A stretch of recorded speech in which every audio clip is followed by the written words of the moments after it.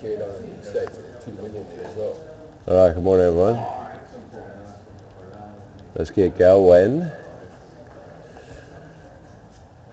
Okay. Friday was an interesting finish for us here locally. We carried on in the States, actually traded pretty solidly, and very quietly we're back within 10 points of an all-time high in the S&P again. You know, I think everybody's kind of been, or a lot of people have been looking for a pullback. You know, the going into the Fed, we sold off a little bit, and everybody was getting quite nervous with interest rates rising, and you know, the possibility that the Fed was going to come in and really take away the punch bowl, and very quickly we're right back there at all-time highs again, pretty much. So I think it's quite a spectacular result, to be honest. We've had just a couple great runs. We've got the Nasdaq above 5,000 again here, kicking, looking to break out to new historical highs. You know, we've got, like I said, S&P knocking on the door, the Russell hitting all-time highs, the FTSE all-time highs. I mean, it's all happening around here. So, you know, I think, you know, there's a lot of, you know, there's a lot of quietly bullish things that are kind of happening out there. And so I think very quickly the market's starting to set up for a real breakout to the upside again. We had crude oil, which has started to bounce again, which, funnily enough, is probably a little bit bullish for the market, simply because the biggest weighting in the S&P 500 is the energy sector. All right, if we look at Asia overnight, we have Japan, which, even with the strength in the yen overnight, managed to kind of be the best performer. Shanghai up as well, Hang Seng up as well. We've got Tencent up 2.5% this morning. Some of the miners following on the back of the turnaround that we saw late in the London session, getting us a little bit of momentum. We have, but nothing else really going on there in Asia. The chart of interest of the day is just, you know, a question on Business Insider. I think it's quite interesting. Is the you know, is the Fed starting to become a real believer in secular stagnation? I mean, basically, if you look back the entire time, going since the time that they started raising, or since the time they started doing quantitative easing, every time they start to cut the forward guidance on GDP, and every time we've actually kind of been able to meet or exceed those expectations for the most part. So, you know, the question arises, you know, once again now in the most recent meeting, they cut GDP forecasts.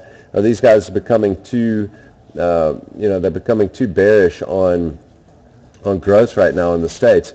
And it's a real concern. And I think, you know, this potentially sets up the possibility for you know, some real panic later down the line if we do have that growth is there, and if inflation creeps up quickly. Because remember, I mean, you think about inflation. Inflation is very much a uncatchable obstacle. Kind of, you could probably think about it kind of like a barrel on a river going over the edge of a waterfall, and once it goes over the edge, it's too late to catch. You know, and that's really the way that I think you can look at inflation. So if they get behind the curve at any one point, the market will start to punish it very thoroughly. So if we do start to see that inflation really starting to kick in, and GDP outperformance continues, you know, that could really become a worrying thing. But that's definitely further down the line. All right, if we look at corporate action, today we've got a hell of a lot of stocks going ex-div. I'm not even going to bother to call them all out here, just because there's so many. But the big ones, I think, are obviously Imperial and MTN. MTN, obviously, 8 rand divvy, quite a big divvy. So just this morning, be careful that you don't miss that this morning. All right, in terms of market data out today, we've got basically nothing going on. We've got Chicago Fed National Activity Index in the States, as well as existing home sales and consumer confidence in the Eurozone at 5. So not a hell of a lot going on with data. We'll sit here and we have to play the action today. Good news is We've got a lot of cool stuff for you set up for the chart section. Let's have a look at those maps real quick.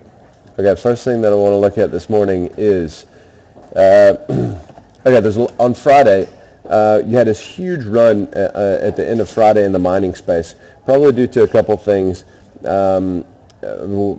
had the local Resi reweighting, but most importantly, I think it was the FTSE reweighting. You saw commodity stocks and mining stocks go ballistic. We were down over 1% in some of those commodity stocks in London. I mean, Anglos finished up over 5%. But I think that there's a second catalyst there, because I don't think it's just the FTSE reweighting thing happening. If you look at everything else across the board, you had oil prices, which really picked up hard over the last couple of days. You have copper prices, which have made a total turnaround. You've got, and most importantly, this chart, this is the dollar, this is DSY. I'm supposed to be DXY. Here we go. This is the dollar index. 2 days ago, you had the HSBC, and I think it was Morgan Stanley. The two of them came out and said that they think that we may have seen the top for the dollar for the year, or we're within a couple percent of the top. And I think that really just got the market thinking a little bit, and like, oh shit, what happens if this thing starts to move back the other way?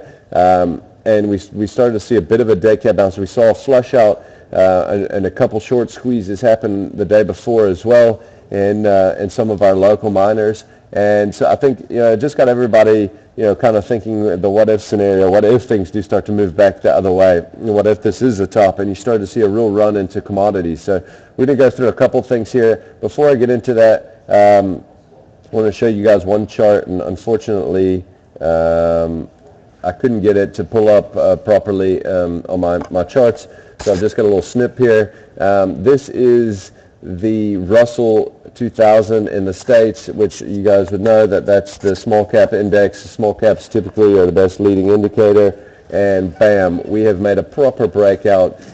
We looked like we were failing it only a few sessions ago, and we've really just we've really turned back to the upside. We're taking out new highs. That's really important. That might be the most important chart that we can look at right now. The Russell breaking out like that's a real leading indicator that markets in the States, and then therefore probably globally, can really go higher. Obviously, we talked about the NASDAQ. You can see there ripping nicely above 5,000, so we made a new closing high for the year. And the NASDAQ, we got a continuation pattern setting up here in the NASDAQ, which I think is setting us up for a real move, considerable move higher. We're probably going to look at the depth of this channel, so probably 150 points potentially very quickly in the NASDAQ. So, furthering that, we'll look at the FTSE, same sort of thing. We can go back to 2-year chart here. We can go back a little bit longer, in fact. We'll go all the way back to there. So you can just see how important this breakout that's happening is. So right there, yes, we are ripping higher. The FTSE, we tried to break out before and kind of looked like we were falling over and failing, and now breaking out to the upside. So, everyone's in conjunction right now. You got the NASDAQ breaking out, the Russell breaking out, the FTSE breaking out. The German DAX is freaking already 20% ahead of everybody. But bottom line is everything's breaking out here. I think you got to be really wary of what's happening here, and we've all got to just take a step back and realize that maybe markets are gonna have another major leg to the upside. After looking at this over the weekend, it really got me concerned that that's exactly what's coming. I'll further that with a little bit of a copper chart here. You can see here making a nice breakout from recent consolidation. So we've kind of consolidated on top of this little inverse head and shoulder pattern. We put on all of this consolidation here over the past month and a bit. And on Friday, we just really made a huge breakout here. I think we're going to, I don't even know where the level would look to be. Maybe we come back and we test resistance here. Maybe it's more horizontal, somewhere up in this sort of level. I think would probably be the play to look for in copper. So obviously we're focusing more on the big picture today, less on the single stocks. I just wanted to throw another one out. This is in London. So this is Anglos, which obviously is important to us here. We actually took out the lows. You can see there on the wick. We actually made a new multi-year low, and Anglos, we traded down just to about £10.25. So we took out the lows of several years, and then we reversed above the last 1, 2, 3, 4, 5 days. So we not only were we reversing and trade above that, we closed above that. So that is without doubt a key reversal. That's one of my favorite setups. And for me, I think the next couple of days, I know that there was a FTSE reweighting on Friday. I know that was a big part of the buying. But to me, this is still very, very significant that this has happened, and I think we've got to be very careful. And the mining stocks over the next couple of sessions could definitely have some upside. If you look at the rest of the basket, the Açores of the world, I mean that's like 30% off the bottom already for Açor. Stocks like Exxaro going absolutely mad. Also tacking on about 15%. Kumba was looking very squeezish there into the close on Friday. So they've all had major reversals. I expect these things to probably give us another day or two. I would think that certain guys that were really trying to catch a real leg out of the shorts here may have been caught. So just be careful out there. There may be a little bit more to come. Last thing we'll look at this morning is Mr. Price dropping out of a little bit of a head and shoulder here. Maybe a bit of an ugly head and shoulder, but a head and shoulder nonetheless. There we go. Left shoulder. Sorry about that. Head, right shoulder over here. Maybe a bit of a weak right shoulder, but either way, definitely dropping some real support here. I think the level that we dropped, we dropped out was probably around 251. And I think that we've probably got close to $20 a downside potentially out of this pattern. All of the retailers are really weak. Maybe it's a bit of a shift. Maybe you're seeing the guys run back into mining stocks to a small extent. But definitely resources banks felt very weak on Friday. Retailers banks felt very weak on Friday. Resources very strong. I look for that potentially to carry on today. Just one more note. I would throw out in this stock today, I think could be a decent opportunity. So we had this nice breakout here in Naspers on Friday. Who did? Okay, Moody's upgrading 10-cent outlook as well to stable. But you can see here, we're up out of this rising channel. We broke out. I mean, they hammered it down 20 Rand in the close on Thursday. Then Friday, we I think oversold dramatically from the 10-cent price, for instance. Came back closing right on supports on Friday. I think this thing could probably make a nice run up today.